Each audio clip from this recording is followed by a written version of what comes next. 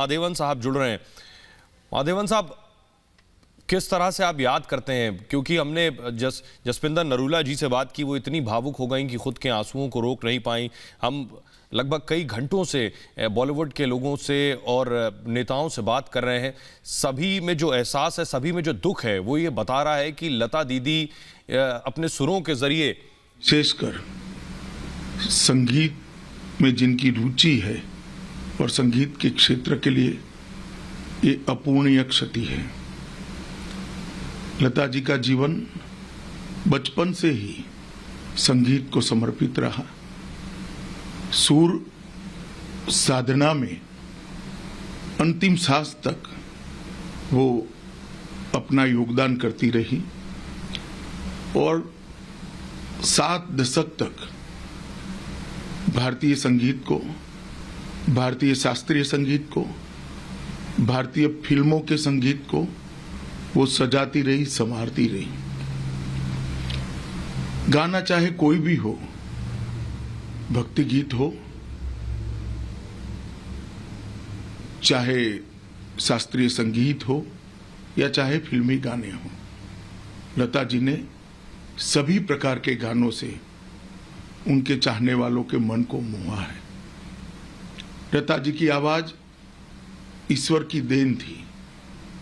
जैसे कोई बच्चे की मुस्कान का कोई धर्म, कोई मजहब नहीं होता है, उगते हुए सूर्य की रोशनी का कोई मजहब, कोई धर्म नहीं होता है, फूलों की खुशबू का कोई मजहब, कोई धर्म नहीं होता है, इसमें ईश्वर का आवास होता है। इसी प्रकार से लता जी की आवाज का भी कोई मजहब, कोई धर्म, कोई सीमाएं नहीं थी। वो पूरे विश्व को ईश्वर की देन थी। मेरे व्यक्तिगत जीवन में भी लता जी से मेरे घनिष्ठ रिश्ते रहे हैं।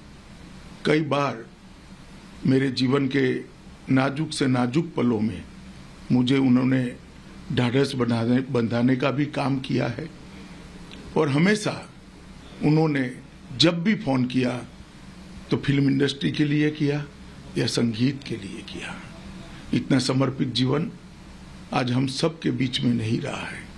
युगों तक लता जी की स्वर साधना और लता जी की आवाज और लता जी का संगीत के प्रति लगाव अनेक पीढ़ियों तक सबको प्रेरणा देता रहेगा।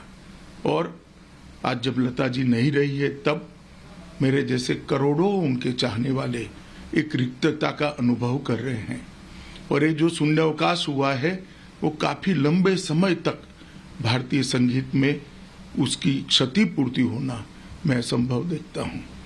लता मंगेशकर ने अनेक भारतीय भाषाओं के संगीत को भी अपने योगदान से मजबूत करा, लोकप्रिय किया और मूल शास्त्रीय संगीत से बने गानों से उन्होंने नई पीढ़ी को भी शास्त्रीय संगीत को जानने का और उसकी मधुरता को पहचानने का मौका दिया।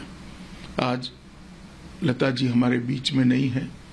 हमेशा गीता में, ईश्वर में इनकी श्रद्धा रही।